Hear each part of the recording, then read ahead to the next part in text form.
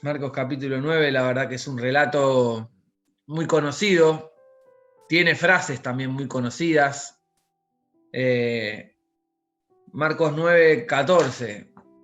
El Señor se había mostrado a Pedro, Juan y Jacobo en el monte de la Transfiguración y habían vivido un momento muy especial en el monte. Pero bueno, en un momento había que bajar del monte y cuando bajan del monte se encuentran con una situación a gente con problemas, a los discípulos que restaban no pudiendo resolverlos, a los escribas y fariseos metidos en el medio, cuestionando, viendo si tomaban una oportunidad. Una situación de tensión por todo, más que nada por este muchacho que tenía este problema, que era mudo, tenía un espíritu mudo, que no podía liberarlo y el Padre lo había traído al Señor para poder ser liberado y no habían podido liberarlo. Lo leemos. Dice Marcos 9, 14. Cuando llegó a donde estaban los discípulos, vio una gran multitud alrededor de ellos y escribas que disputaban con ellos. Y enseguida toda la gente viéndole se asombró y corriendo a él le saludaron. Él les preguntó, ¿qué disputáis con ellos?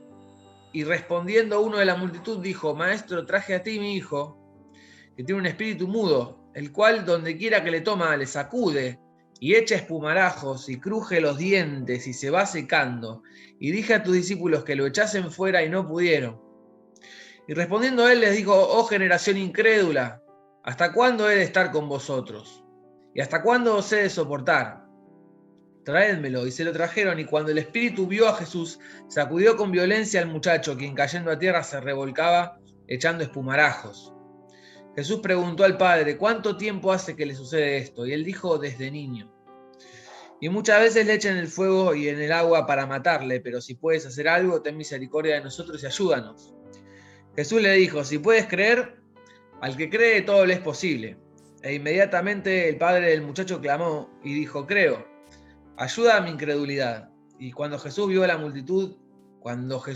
la multitud se agolpaba, reprendió al espíritu inmundo, diciéndole, espíritu mudo y sordo, yo te mando, sal de él y no entres más en él. Entonces el espíritu, clamando y sacudiéndole con violencia, salió, y él quedó como muerto, de modo que muchos decían, está muerto. Pero Jesús, tomándole de la mano, le enderezó y se levantó. Cuando él entró en casa, sus discípulos le preguntaron aparte, ¿por qué nosotros no pudimos echarle fuera? Y les dijo, este género con nada puede salir, sino con oración y ayuno. Hasta acá nomás, un pasaje conocido, sé que ustedes seguramente lo conocían. Bueno, ponemos un poquito a vista nuestra los actores que protagonizan y las actrices que protagonizan esta escena. Tenemos por un lado a los discípulos, tenemos por un lado a este muchacho que tiene todos estos problemas con este demonio que lo acusa, tenemos al padre, tenemos a los escribas que vinieron a disputar con ellos, no es que vinieron a solucionar el problema, vinieron a disputar con los discípulos. Y tenemos por otro lado a Jesús que viene, me imagino que con los otros tres, y se encuentran todos en este cuadro. ¿Qué podemos decir? Que en el pasaje, más o menos en 3 versículos distintos, nos va describiendo todo el problema que el chico tenía. Dice el versículo 17 que tiene un espíritu mudo, y el 18 dice, el cual donde quiera que le tome le sacude y echa espumarajos y cruje los dientes y se va secando. Dice el versículo 20 que el espíritu sacudió con violencia al muchacho que cayendo en tierra se revolcaba echando espumarajos. Y más violencia de este espíritu al chico, ¿no? Y la verdad que era un cuadro que se mostraba como urgente de resolución. Entre todo esto, una multitud también es otro actor que empieza a como a traer ansiedad y empujar y a decir a ver qué pasa. Muchos actores y una situación urgente, una situación que se muestra como urgente.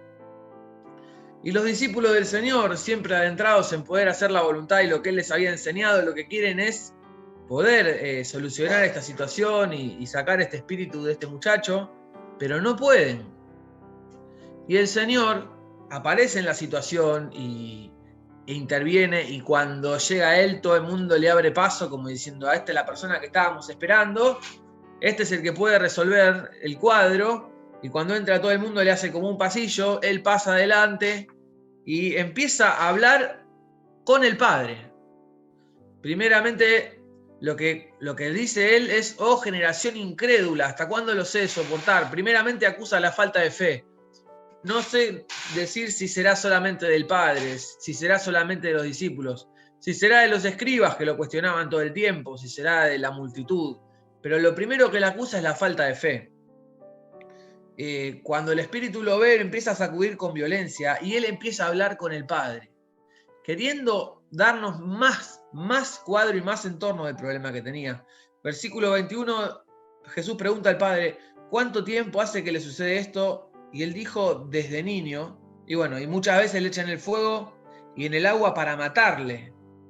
Pero si puedes hacer algo, ten misericordia de nosotros y ayúdanos. El Señor vuelve al tema de la fe y a él le dice: si puedes creer, al que cree todo le es posible. Y él le contesta: creo, ayuda a mi incredulidad. Ahora vamos a ver bien qué es, o qué creo yo que es, o qué entendí de parte del Señor, buscando también en los auxiliares. Y bueno, pasado el tiempo, la situación se agolpa, el Señor libera y le dice: vete de él y no entres más en él. Y pasado un poco el cuadro, ellos llegan a la casa aparte un momento y ellos le dicen: Señor, ¿por qué nosotros no pudimos sacarlo? Dice: este género con nada puede salir sino con ayuno y oración. El Señor, una de las grandes cosas que acá empieza a decir, o de sus intervenciones verbales, es falta de fe, generación incrédula. Señor, si puedes hacer algo, le pregunta el padre del hijo. El Señor puede hacer algo, por supuesto que puede hacer algo. Le dice: bueno, al que cree todo le es posible. ¿Puedes creerlo? Y le dice: creo, pero ayuda a mi incredulidad. Dos frases que parecen lo mismo, pero no son lo mismo. Y bueno, toda esta situación, ¿no? Yo quiero ponerles en contexto de una situación que se da generalmente en nuestra vida. Erróneamente, pero se da también. ¿Por qué? Nosotros, bueno, gracias a Dios, muchos, me imagino acá, hijos de Dios, gente que sirve al Señor, gente que le ha servido, gente que ha tenido que tomar decisiones espirituales. ¿Qué pasa? Muchas veces, con la costumbre, se empieza a gorronear el verdadero fundamento del ministerio, que es Dios obrando a través de personas, Dios obrando a través de situaciones, pero siempre es Dios el que está obrando. Hay situaciones más complejas, hay situaciones quizá más comunes, pero no deja de ser esto así, Dios obrando el ministerio a través de. Lo que pasa es que un día tenemos que tomar una decisión y bueno, oramos a Dios y le pedimos que Él nos muestre y el Señor nos permite tomar la decisión. Y un día tenemos que resolver un problema y le pedimos a Dios que nos ayude a resolver el problema y resolvemos el problema. Y tanto se va dando esta continuidad de cosas que finalmente, inconscientemente, se mete en nosotros el hecho de que nosotros, cuando vimos el problema, encontramos una solución. Entonces fuimos nosotros los que lo hicimos. Fue nuestra habilidad. Nosotros sabemos que es Dios el que lo hace, pero inconscientemente se nos va velando esa parte, ¿no? Se nos va corriendo del medio, como que fuimos nosotros los que lo solucionamos.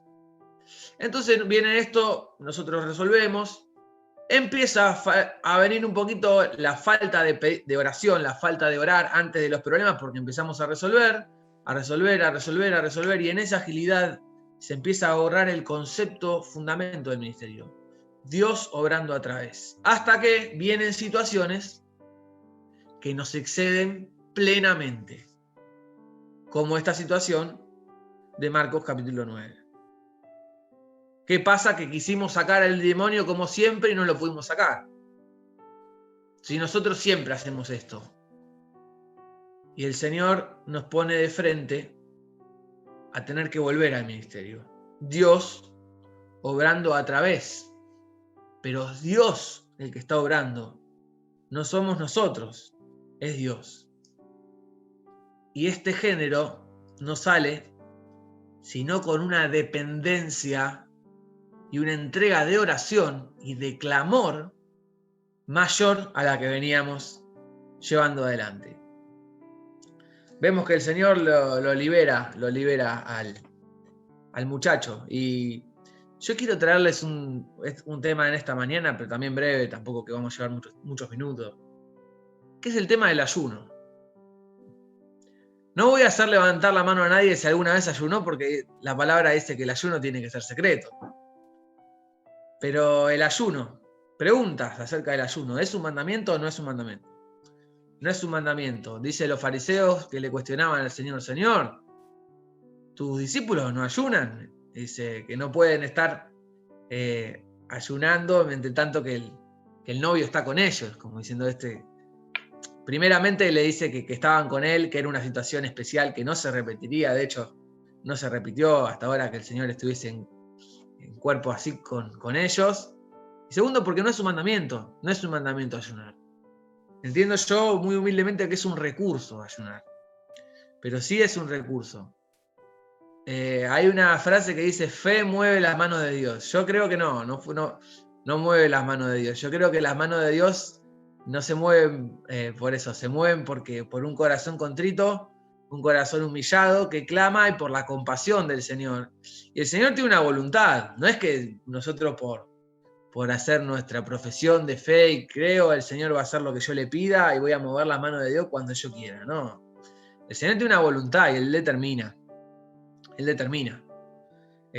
Muchas veces no sé si está bien decir esto, pero se hace en algunas iglesias, bueno, usted puede hacer un pacto de fe. ¿Con cuánto se va a comprometer por su milagro? ¿Con cuánto se va a comprometer con tal? Y la verdad que entiendo yo que en nuestras iglesias no deberíamos hacerlo nunca, porque realmente no sabemos cuál es la voluntad del Señor.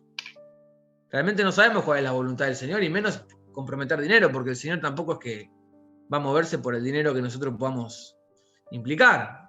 El Señor puede ayudarnos viendo nuestro corazón. Yo quisiera pedirle a algunos hermanos que me puedan buscar algunos textos. ¿Yo puedo hacer eso? Puedo pedir, mira, yo quiero pedirle, ya lo tengo a Darío que lo conozco, le voy a pedir si me puede buscar Salmos 51, 17. Lo veo a Martín. Martín, ¿te puedo pedir si me puedes buscar un texto? Sí. ¿Puede ser? Filipenses 4, 6 y 7. Perdonen el que le pida, al que no le pida, le pido al que veo, no le pido a nadie más. Veo también hasta ahora lo tenía a Maurito, lo perdí. Ahí está, lo tengo a Maurito. Maurito, te voy a pedir que me busques Salmos 62, 5 al 7.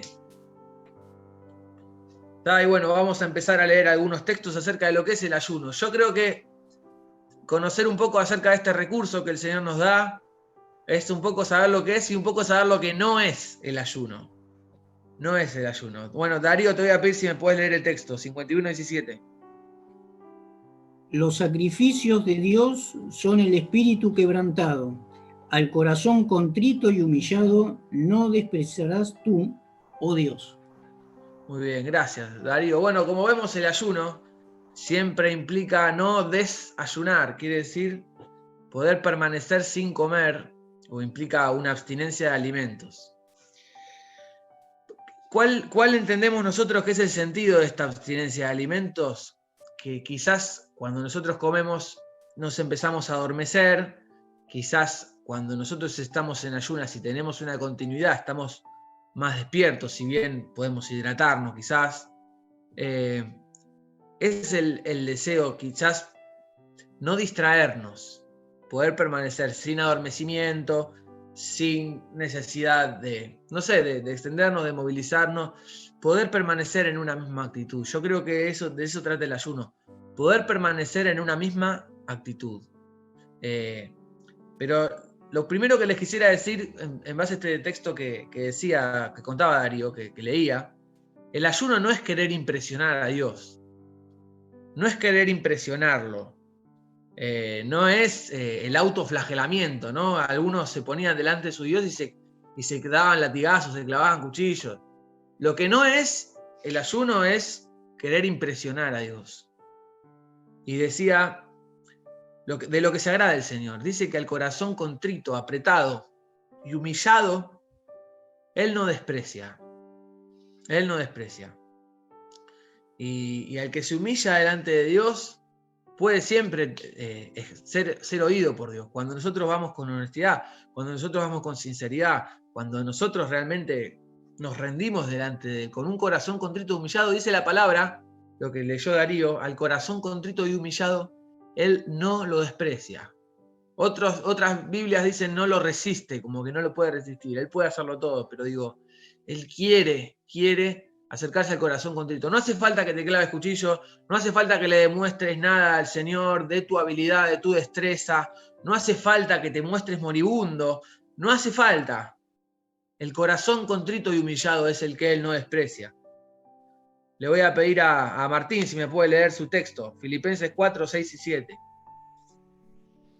Por nada estéis afanosos, si no sean conocidas vuestras peticiones delante de Dios en toda oración y ruego, con acción de gracia. Y la paz de Dios, que sobrepasa todo entendimiento, guardará vuestros corazones y vuestros pensamientos en Cristo Jesús. Muy bien, gracias Martín. La verdad que este pasaje ilustra una verdad de Dios. Dios quiere que nosotros podamos orar a Él, dándole gracias, presentando nuestro clamor, presentando nuestro ruego, y la paz, para que la paz de Dios gobierne nuestros corazones. Dice el texto más adelante, y el Dios de paz estará con ustedes. No quiere el Señor, en la oración, alimentar la ansiedad. Dice, por nada estéis afanosos, ansiosos.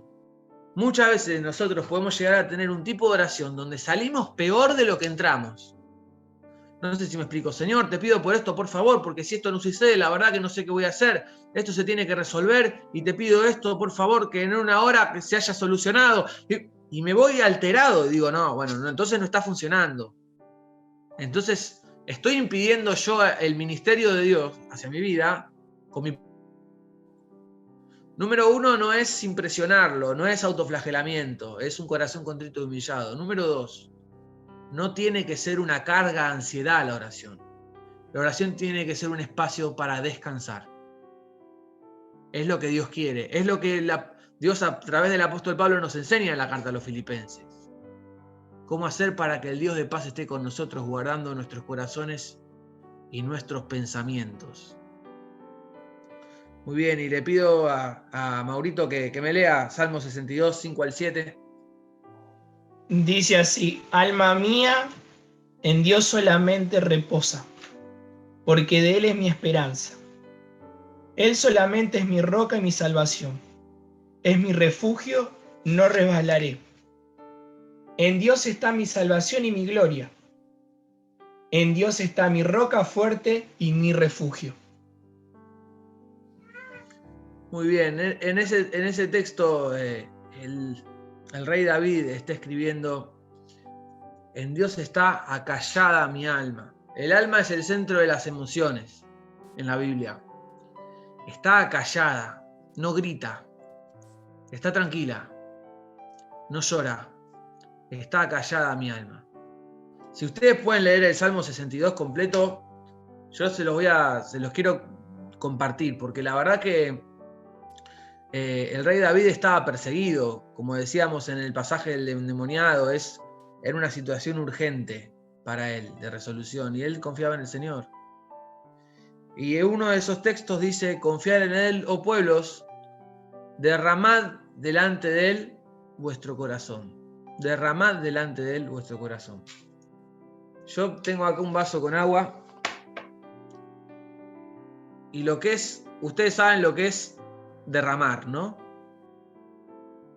Pero la Biblia dice derramar. Derramen delante de Él su corazón. Quiere decir echarlo. Echar un poco es derramar. Derramar es echarlo todo. Echarlo todo. Y número 1, decíamos, no es impresionar a Dios con nuestro autoflagelamiento, sino es un corazón rendido. No debe alimentar la ansiedad, debe alimentar la paz. Pero es una oportunidad también para hablar profundamente, para derramar delante de Él nuestro corazón. A veces pienso que la vida de oración se me ocurría este paralelismo, ¿no? ¿Vieron los chicos en la secundaria que están todo el año jugando y distrayéndose y dejan todo para estudiar en diciembre, dejan todo para estudiar en marzo? Yo creo que a veces la vida de oración y la comunión con el Señor nos viene pasando exactamente lo mismo. No oramos al Señor oraciones de dar gracias por los alimentos. Yo le llamo oraciones cortitas. Le decimos oración esto, oración por lo otro, hasta que tenemos un gran problema y ese día, por favor, que oremos las 24 horas. Yo creo que estamos equivocándonos en esto, que creo que quizá no es el diseño de Dios. El diseño de Dios es que nosotros podamos derramar delante de Él nuestro corazón. En largos espacios de conversación, hablar con Él profundamente y derramar todo nuestro corazón, como dice el Salmo. Maurito, te pasé los textos equivocados, por eso no enganchaba bien, pero dice derramar delante de Él vuestro corazón, será el versículo 8. Derramar nuestro corazón delante de Él. Quizá disponer tiempo para que nada apure, el poder ir sacando y hablando y diciéndole a Dios, no una situación, quizá muchas cosas en nuestra vida, ¿no? El Señor le decía, ¿no habéis podido velar conmigo una hora? Decía a veces, ¿cómo hago para orar una hora? ¿Cómo hago para orar una hora? Si cierro los ojos, aprieto los ojos, me pongo así y no aguanto quizás hasta la posición. Y me podría sentar y podría estar acá y hablando, quizás y disponer que en este tiempo voy a hablar con el Señor. Quizás en espacios voy a hacer silencio. Quizás en espacios voy a leer su palabra. Quizás en espacios voy a cantar una canción. Y después voy a volver a orar. Pero así voy a derramar mi corazón. No puedo derramar mi corazón en un minuto. Derramar mi corazón es dejar tiempo para que quizá nada se ocurra, para que quizá nada pase, para que el Señor me ponga otra cosa por la cual orar en el momento. Destinar un tiempo para poder estar en oración con el Señor y derramar mi corazón. Derramar mi corazón. Yo quiero decirles, hermanos, como dice el pasaje que nos leía Martín, es importantísima la acción de gracias. Es importantísima la acción de gracias. Dice la palabra de Dios, por nada estéis afanosos si no sean conocidas vuestras peticiones a Dios, en toda oración y ruego con acción de gracias. Es importante la acción de gracias. ¿Por qué es importante la acción de gracias? Porque cuando nosotros empezamos a agradecer a Dios, empezamos a recordar, qué Dios tan didáctico, ¿no? Empezamos a recordar nosotros las cosas donde ya nos ayudó el Señor. Y el panorama que en un momento parecía urgente, parecía desolador, dice, pero el Señor ya me ayudó muchas veces. Es importante la acción de gracias. Es importante también la palabra de Dios, las promesas de Dios. Es las promesas de Dios, los salmos, donde David ha empezado hablando y diciéndole, Señor, me pasa esto, me persiguen mis enemigos, mas tú, Jehová, eres escudo alrededor de mí. Empieza a afirmar cosas. ¿Qué pasó? No destinó 3 minutos para orar.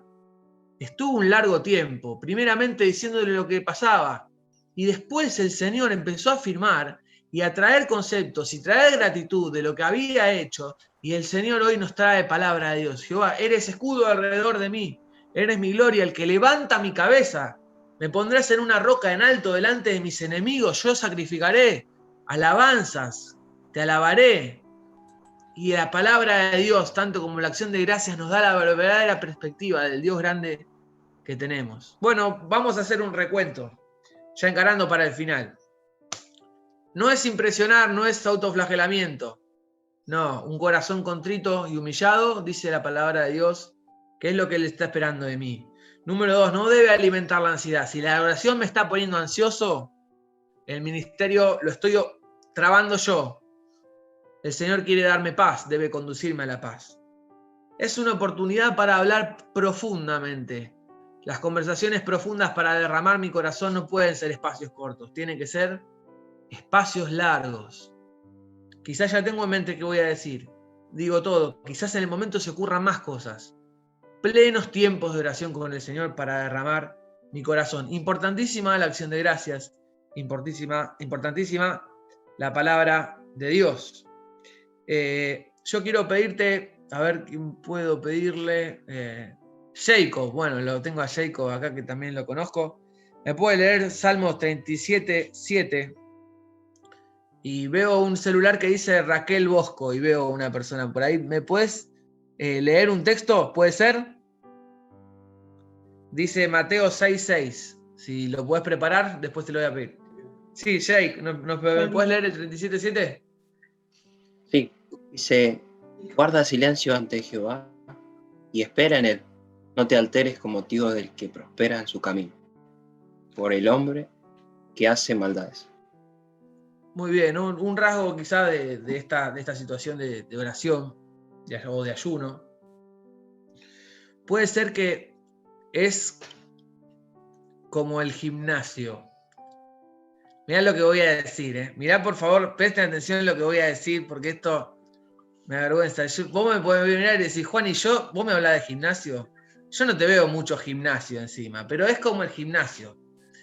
Porque, ¿qué pasa? O quien fue al gimnasio alguna vez, fue al gimnasio, se ejercitó un día y al minuto ya se está mirando en el espejo, ¿no? Al minuto. Ya se está mirando en el espejo como que todo cambió y fue un día nada más, ¿no? Todavía acá tengo gente preparada para hablar del tema, pero el músculo no se acostumbró a nada, no cambió, no hizo nada. El primer día, ¿no? ¿Qué es lo que te dice el tipo del gimnasio? El tipo del gimnasio es lo que te dice, no te mires en el espejo. Te dice, no te mires en el espejo. Vos seguí trabajando y mirate en un mes en el espejo y vas a ver los resultados. Yo te quiero decir, esto de esperar es como el gimnasio. Muchas veces nosotros terminamos de orar y salimos a la puerta a ver qué pasó. Es tiempo quizás de orar al Señor y de extender buenos tiempos de oración y derramar nuestro corazón a Él sin esperar el inmediato resultado. Olvidarse un poco del tema. Saber que oramos. No hay mayor paz de saber, Señor, nosotros oramos a vos. Nosotros hemos clamado. Nosotros hemos pasado tiempo. Puede pasar en el momento que vos quieras, pero nosotros hemos esperado. Dice, esperen delante de Él. Y le decía el pasaje, no te alteres con motivo del impío que prospera en su camino. No te alteres. ¿Cuál es el consejo? De que si vos mirás en la inmediatez quizás no llegues a comprender. Pero atendé y proponete en tu corazón tener tiempos de oración, de entrega, donde vos puedas esperar en los tiempos del Señor.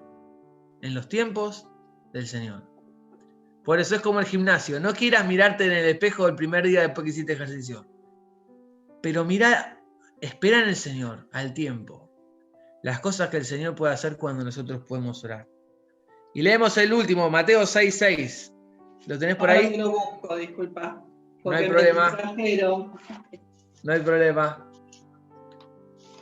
Mateo 6:6. Ahora te digo. Mas tú, cuando ores, entra en tu aposento y cerrada la puerta, ora a tu Padre que está en secreto. Y tu Padre que ve en lo secreto te recompensará en público. Muy bien, muchas gracias. ¿Qué es importante acerca de la oración o del tiempo de oración? Poder tenerlo en secreto. ¿Es importante que sea secreto? La Biblia dice que es importante que sea secreto. Pero ¿cuál es quizás el riesgo de que no sea secreto?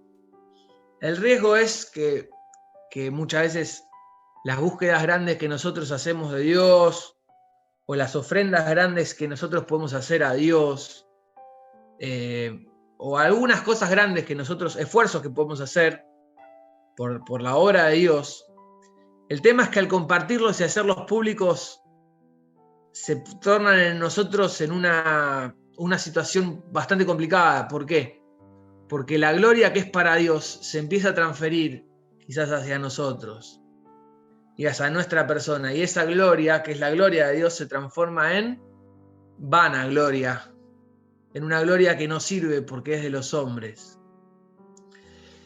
Yo te puedo decir que gracias al Señor, el Señor hace en nosotros lo que es agradable delante suyo. Él está en los dos lados del mostrador, recibe la ofrenda y hace en nosotros lo que es agradable delante suyo. Tenemos muchas veces días que decir, gracias a Dios, ¿cómo pude obedecer al Señor? Qué buen día que tuve. Y tuve días que dije, realmente no me fue bien hoy. El tema es que andar diciendo yo ayuné, porque yo ayuno, porque yo hice, tantas horas de oración, nos está subiendo un pedestal que no nos pertenece, hermanos.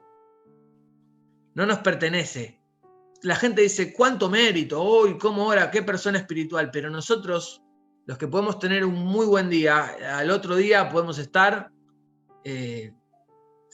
teniendo un mal día, teniendo malos resultados. El Señor prefiere que si vamos a ayunar, si vamos a orar al Señor, sea en secreto. Sea en secreto.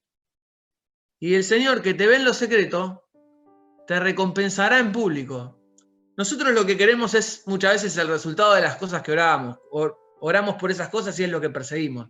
No buscamos una gloria por eso, ¿sí? Entonces tiene que ser en secreto. Terminamos. No es impresionar a Dios, autoflagelamiento, latigazo. Es un corazón contrito y humillado. No debe alimentar la ansiedad, hermanos, si nos estamos poniendo ansiosos al orar y esto no está funcionando como el Señor quiere, nos tiene que transmitir a la paz. Es una oportunidad para hablar profundamente. Destinemos buenos tiempos. Pero si yo no tengo tanto en la mente para pedir ahora, se te va a ocurrir. Deja que haya silencio. Deja que quizás haya un momento de alabanza, de lectura. Deja que haya un momento. Para derramar el corazón no se puede solo con 5 minutos. Esperar en Él, con paciencia, como el gimnasio. No mires el resultado inmediato. Espera en el Señor. Espera que el Señor actúe en su tiempo. Y número 5, hacelo en secreto. En secreto. El Señor lo quiere en secreto. Muchas veces nosotros podemos estar ayunando. El que me conoce sabe que me encanta el fútbol. Me encanta el fútbol. Yo te quiero decir, no sé si comer a veces me saca tanto del espíritu como me saca ver un video de fútbol. Ya perdí el hilo totalmente, me distraje, pero totalmente, me atrapa. Quizás muchas veces no serviría de nada que yo no comiese o dejase de comer si yo me pierdo en otras cosas. Es un momento quizá para poder estar en una misma línea. No olvidarme que estoy en sintonía con el Señor, que dediqué un tiempo a Él, ¿no? Y dice la palabra de Dios que la oración eficaz del justo puede mucho. Es un tiempo que nos sirve no solo para pedirle a Dios que haga algo. No, yo te diría que eso es lo segundo. Primeramente me sirve para mí, para ponerme más en sintonía con Él. Me doy cuenta que muchas de las cosas que vine a decir no eran tan necesarias en la marcha. Me doy cuenta, digo, Señor, me transforma a estar en la presencia del Señor. Y el último texto te lo voy a leer yo. Dice Salmos 40. Pacientemente esperé a Jehová, y se inclinó a mí, y oyó mi clamor, y me hizo sacar del pozo de la desesperación, del lodo cenagoso, puso mis pies sobre peña y enderezó mis pasos. Puso luego en mi boca cántico nuevo, alabanza a nuestro Dios. Verán esto muchos y temerán y confiarán en Jehová. Hay un momento donde el Señor empieza a obrar. Cuando el Señor empieza a obrar, hermanos, qué momento cuando el Señor empieza a obrar. Es un momento donde parece que las cosas empiezan a dar simultáneamente, paralelamente, encadenadamente. Qué momento cuando el Señor empieza a obrar. Hermano, no nos perdamos esta experiencia de orar al Señor con clamor, que sea secreto, que le entreguemos nuestro corazón, que le digamos que lo amamos, que lo alabemos, que lo adoremos y que clamemos, Señor, por favor, te ruego, Señor, mi única salvación, mi esperanza, decirle la palabra de Dios. Vos sos mi única salvación, Señor. Vos sos mi única salvación, te ruego. Y esperan en Él, porque cuando el Señor empieza a orar, es algo espectacular. Dice la canción, y cuando vienes, oh Cristo, no hay forma de resistir. Qué hermoso momento cuando el Señor empieza a orar. Dice, y se inclinó a mí y oyó mi clamor y me hizo sacar del pozo de la desesperación del lodo cenagoso y puso mis pies sobre peña. Y es digno de una alabanza el Señor. Verán esto muchos y temerán y confiarán en el Señor. Puso luego en mi boca cántico nuevo, alabanza a nuestro Dios. un día yo soy docente de música, gracias a Dios esto pasó hace muchos años, ya serán 5 años. Tuve en mi empleo, en mi trabajo, una denuncia falsa por parte de una persona que quiso buscar quizás un rédito económico. Después nos dimos cuenta que la persona, después de denunciarme, se mudó a un terreno y bueno, junto con un abogado querían hacer un juicio. Entiendo que no a mí, sino al Estado. Yo soy profesor de música. La nena no vino más al colegio. La verdad que el Señor preparó todo también porque a la chica la conocían bastante. Tenía un aspecto bastante desalineado, mucha mala educación y bueno, en un momento no vino más. Y me acuerdo que en ese momento, bueno, fui denunciado, pues no es que me apartaron de mi cargo, pero sí que me protegieron y tenía que ir a cumplir mi cantidad de horas al distrito. Y bueno, fue toda una situación. En su momento yo estaba de novio, decirle a mi novia que me habían denunciado y que ella llorase y que podía, que me imaginaba que lo peor, ¿no? ¿Qué se puede imaginar? Y toda esa situación, ¿no?